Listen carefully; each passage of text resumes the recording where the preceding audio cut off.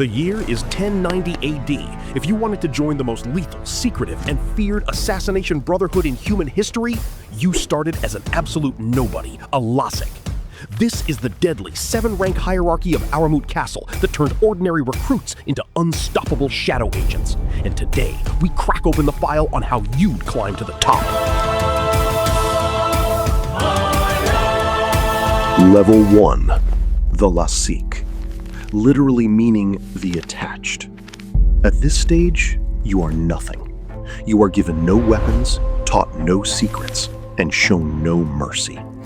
Your life consists of brutal physical tests designed to crush your ego, hauling heavy stone blocks up the sheer, freezing cliffs of Alamut, drawing ice-cold water from deep wells, and enduring days of enforced starvation.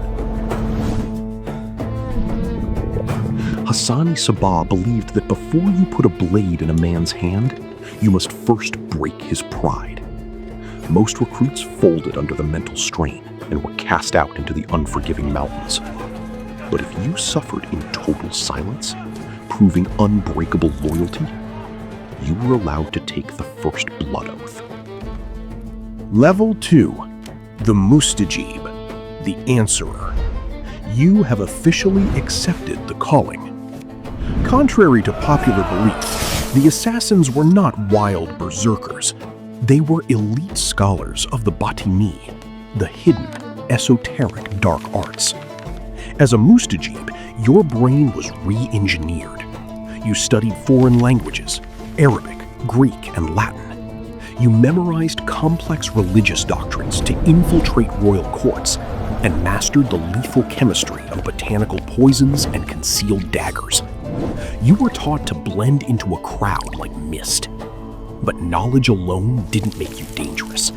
You needed an invisible network. Level 3. The Rafiq, the Companion. You are now trusted with the Order's inner secrets. A Rafiq's job was not to pull the trigger, but to build the trap. You became the ultimate sleeper agent. A Rafiq could live for years in the heart of the Seljuk Empire as a humble merchant, a respected physician, or a palace servant, sleeping steps away from viziers and kings without raising a shred of suspicion. They mapped the exit routes, identified the targets, and fed intelligence back to Alamut. Sometimes, their only job was to silently leave a poisoned dagger on the pillow of a sleeping sultan, chilling warning that no fortress was safe. And when an execution was ordered, the Rafiq stepped into the shadows to let the Order's nightmare loose. Level 4. The Fidai, the Devoted Ones, the absolute weapon of the medieval world. If you possessed terrifying physical prowess, unmatched nerve, and zero fear of death, you were chosen from the Rafiqs to become a Fidai. These were the executioners. They underwent brutal hand-to-hand combat training, torture endurance, and mastered the curved Khanjar blade. For a Fidai, survival was not the goal. They carried out high-profile assassinations in broad daylight, during public Friday prayers or heavily guarded royal feasts to maximize psychological terror.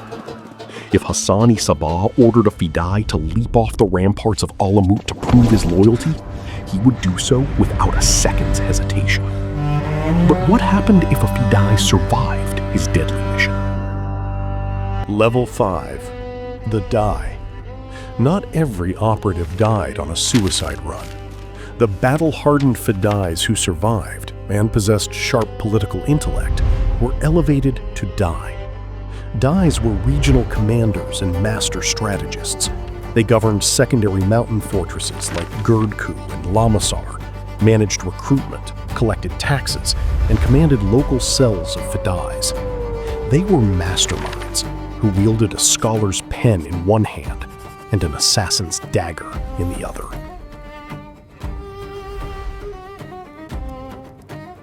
Level 6. The Grand Dai, the generals of the Order. Figures like Rashid ad-Din Sinan, infamously known to the Crusaders as the Old Man of the Mountain in Syria, held this rank. A Grand Dai controlled entire territories, vast wealth, and dozens of fortress networks. Their political influence was so terrifying that even legendary conquerors like Saladin and the Crusader kings shuddered at the mere mention of their names, often paying them secret tribute. Yet, every Grand Dai across the globe answered to only one supreme intelligence. Level 7. The Lord of Alamut, the absolute pinnacle of power, established by Hassan-i Sabbah himself. Historical records say Hassan rarely left his small, austere chamber in Alamut Castle for over 35 years, spending his life reading, writing, and commanding his shadow empire. Yet, with a single stroke of his quill, powerful viziers and military commanders were struck down inside locked rooms hundreds of miles away. To every member of the order, from the lowest Lasiq to the highest Grand Dai, his word was the absolute divine law. The 7-rank structure proves Alamut was not just a mountain fortress. It was one of history's most sophisticated psychological engines, one that held massive empires at bay for centuries. If you were thrown into this system 1,000 years ago, how far would you survive? Would you be a calculating Rafiq or a ruthless Fidai? Drop your rank in the comments below.